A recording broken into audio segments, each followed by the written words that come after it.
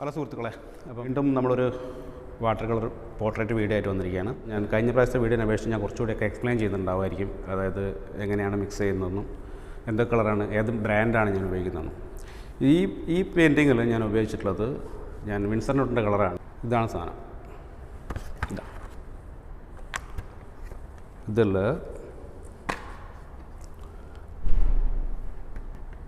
ഇങ്ങനെയാണ് പാലറ്റൊക്കെ ഇവിടെ തന്നെ ഉണ്ട്.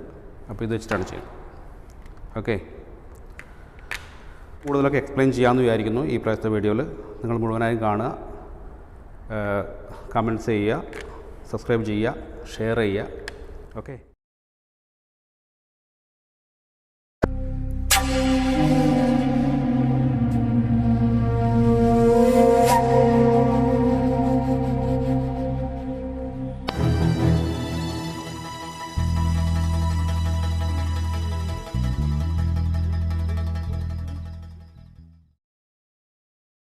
ഞാൻ ആദ്യമേ തന്നെ പ്രൈമറി കളേഴ്സ് മിക്സ് ചെയ്ത് സാധാരണ ഞാൻ അങ്ങനെയാണ് വാട്ടർ കളർ ചെയ്യുന്നത്.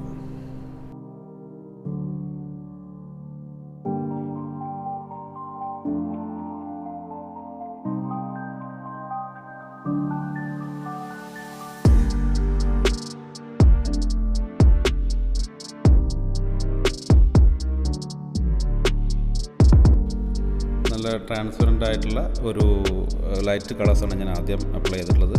യെല്ലോ കളർ, കുറച്ച് ക്രിംസൺ റെഡ്, ബ്ലൂ ഒക്കെ മിക്സ് ചെയ്തിട്ടുണ്ട്.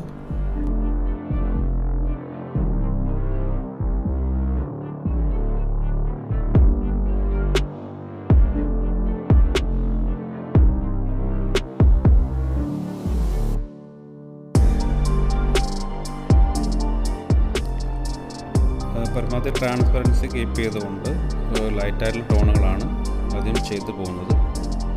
ഡാർക്ക് വേണ്ട അവസരമാകുമ്പോഴത്തേനും അതിനനുസരിച്ച് ട്രാൻസ്പെറൻസി കീപ്പ് ചെയ്തുകൊണ്ട് തന്നെ അത് ഫിനിഷ് ചെയ്യണമെന്ന് വിചാരിക്കുന്നു. കൊബാൾട്ട് ബ്ലൂവും കുറച്ച് ക്രിംസൺ റെഡും ചേർന്നൊരു മിക്സാണ് ഇപ്പം ചെയ്തു വരുന്നത്. ബാക്ക്ഗ്രൗണ്ട് ഒന്ന് വാഷ് ചെയ്ത് നോക്കാം എന്ന് വിചാരിക്കുന്നു.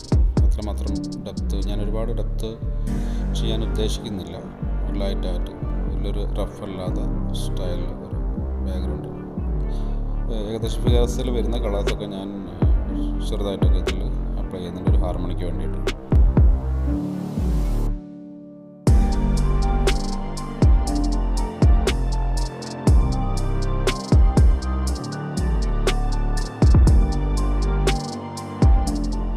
ഫിഗറിലുള്ള ഏറ്റവും ഡാർക്ക് വരുന്ന ഭാഗത്തുള്ള കളറാണ് ഞാനിപ്പോൾ അപ്ലൈ ചെയ്യുന്നത്.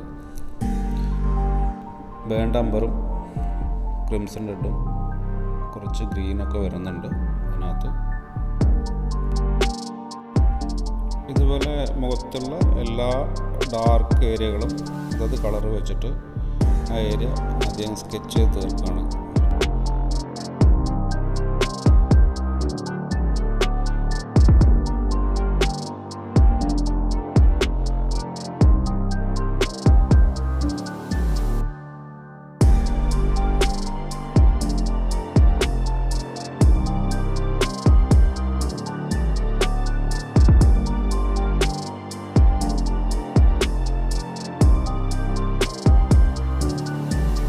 നമ്മൾ നേരത്തെ ബ്ലൂ കളറൊക്കെ അപ്ലൈ ചെയ്തിട്ടതിൻ്റെ പിറകിൽ നമ്മളതിൻ്റെ മുകളിലൊരു കളർ വരാണ്ട്, അപ്പം വരുമ്പോഴത്തേനും നമ്മൾ എന്താണോ ഉദ്ദേശിച്ചത് അതവിടെ കിട്ടുമെന്നാണ് പ്രതീക്ഷിക്കുന്നത്.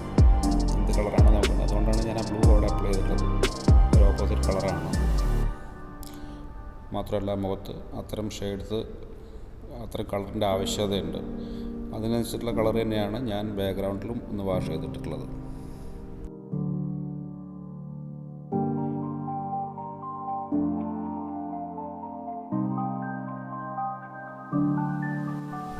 അപ്പോൾ കവളിലുണ്ട് നേരത്തെ നമ്മൾ വാഷ് ചെയ്തിട്ടിരിക്കുന്ന ബ്ലൂ കളറിൻ്റെ മുകളിൽ ഈ റെഡും കവളിൻ്റെ കളറൊക്കെ വരുമ്പോഴത്തേനും ആ ചേഞ്ചസ് നിന്ന് ഫീൽ ചെയ്യുന്നുണ്ടെന്ന് കരുതുന്നു.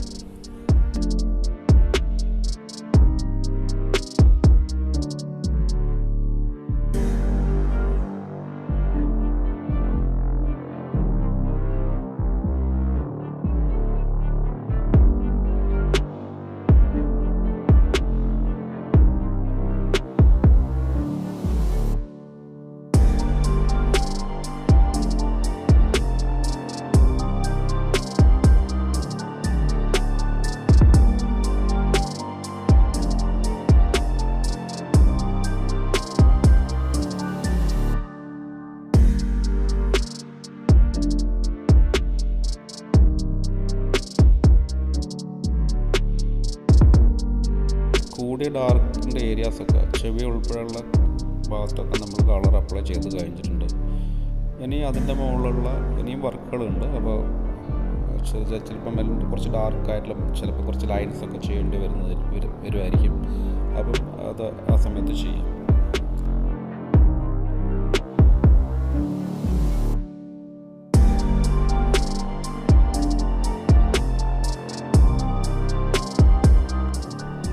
കണ്ണിലേക്ക് അത്രേ വെളിച്ചം തട്ടുന്നുള്ളൂ.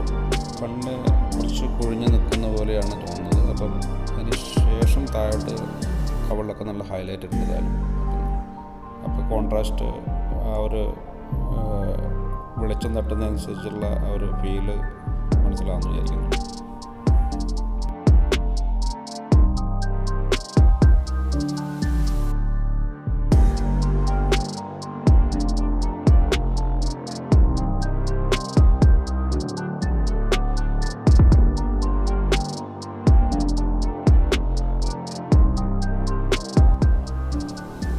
ചെവിയിൽ കുറച്ചുകൂടി വർക്കുണ്ട്. അത് കളർ അപ്ലൈ ചെയ്യും. ഇത് വളരെ ഇമ്പോർട്ടൻ്റ് ആയിട്ടുള്ള ഭാഗമാണ്. പല്ലിൽ നമ്മൾ കളർ അപ്ലൈ ചെയ്യുമ്പോഴത്തേക്കും അത് എത്രമാത്രം മൊത്തം ഫിഗറിൽ നമ്മൾ കളർ അപ്ലൈ ചെയ്യുന്നുണ്ട് അതനുസരിച്ച് കൂടി ചെയ്യണം. ഇതിൽ ഒരിത്തിരി കളർ ഡെപ്ത് കൂടിയാലോ കുറഞ്ഞാലോ അത് കൃത്യമായിട്ട് നമ്മൾ ചെയ്യുന്ന പെയിൻറ്റിങ്ങിൽ അല്ലെങ്കിൽ ആ മുഖത്തിൽ ആ വ്യത്യാസം ശരിക്കും മനസ്സിലാവും. പല്ലിന് കളർ അപ്ലൈ ചെയ്യുമ്പോൾ ശരിക്കും നമ്മൾ ശ്രദ്ധിച്ച് തന്നെ ചെയ്യേണ്ടതുണ്ട്. കുറച്ച് യെല്ലോ മഞ്ഞ കലർന്നൊരു കളറായിരുന്നു പല്ലുണ്ടായിരുന്നത്. മൂക്കിന് താഴെ നിഴലും മീശയുടെ കളറും ചേർന്ന് നല്ല ഡാർക്കുണ്ട്.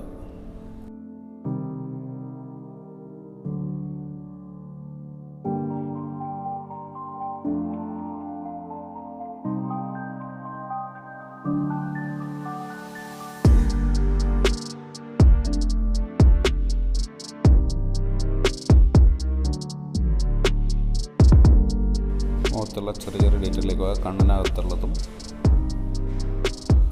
ചെറിയ ചെറിയ ഡീറ്റെയിലുകൾ കണ്ണ് കൃഷ്ണമണിയുടെ സ്ഥാനം കറക്റ്റാക്കി ചെയ്യേണ്ടതുണ്ട്.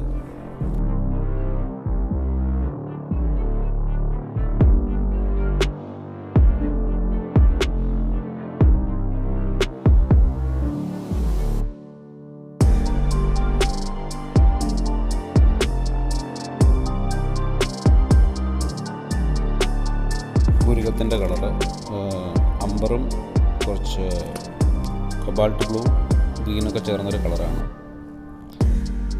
അതും കൂടി വന്നു കഴിഞ്ഞാലാണ് സൺലൈറ്റിൽ ആളുടെ ഷെയ്ഡ് കൃത്യമായിട്ട് മനസ്സിലാക്കാൻ പറ്റും.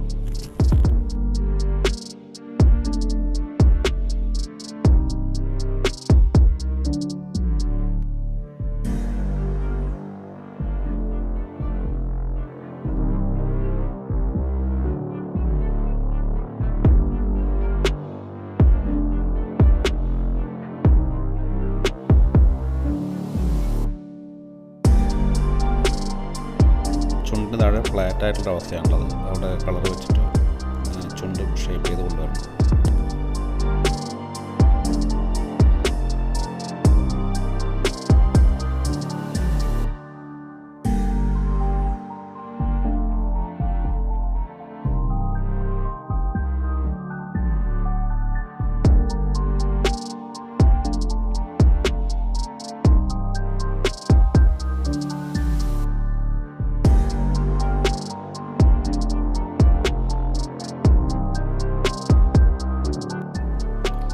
ആവശ്യമുള്ള സ്ഥലത്ത് കൃത്യമായിട്ട് ഡെപ്തും കാര്യങ്ങളൊക്കെ ചെയ്തു തരികയാണ്. കവളിൽ, ചെവിയുടെ താഴെ.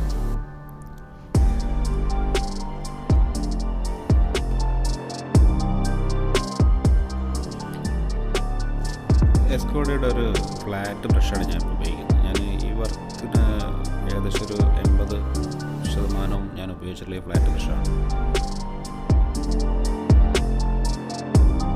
കഴുത്തിൻ്റെ ഭാഗത്ത് നമ്മൾ നേരത്തെ ഒരു ബ്ലൂ കളർ മാത്രമാണ് അപ്ലൈ ചെയ്തിട്ടുണ്ടായിരുന്നത്. അതിൻ്റെ മുകളിൽ കഴുത്തിലേക്കുള്ള കളർ കൂടി വെച്ച് കഴിഞ്ഞാൽ എന്താ സംഭവിക്കുന്നത് നോക്കാം. അതുപോലെ കഴുത്തിൽ ഞാൻ നേരത്തെ അപ്ലൈ ചെയ്ത ഡാർക്ക് കളർ നിങ്ങൾ ശ്രദ്ധിച്ചിട്ടുണ്ടാവും.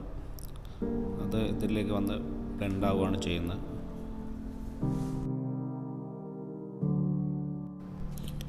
പലരും പല രൂപത്തിലാണ് അപ്രോച്ച് ചെയ്യുന്നത്.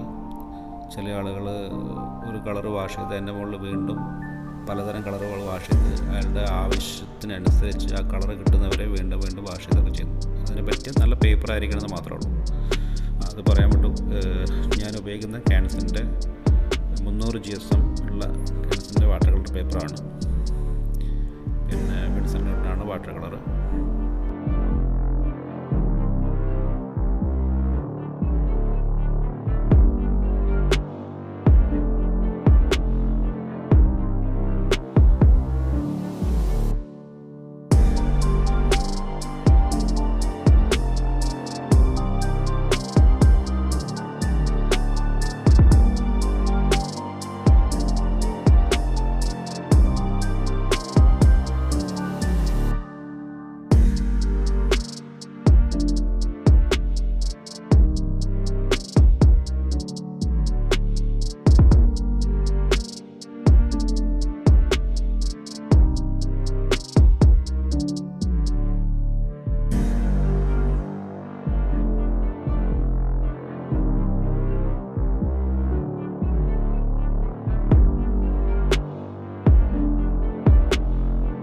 ഇതിനാവശ്യമായ ഡീറ്റെയിലും കാര്യങ്ങളൊക്കെ ഞാൻ ചെയ്തു കഴിഞ്ഞാൽ വിശദീകരിക്കും. ഞാൻ ഏകദേശം എൻ്റെ പെയിൻറ്റിങ് ഇവിടെ സ്റ്റോപ്പ് ചെയ്യുകയാണ്. സബ്സ്ക്രൈബ് ചെയ്യാത്തവരുണ്ടെങ്കിൽ തീർച്ചയായിട്ടും ചെയ്യണം, ഷെയർ ചെയ്യണം, നിങ്ങളുടെ വലിയ കമൻറ്റും ചെയ്യണം.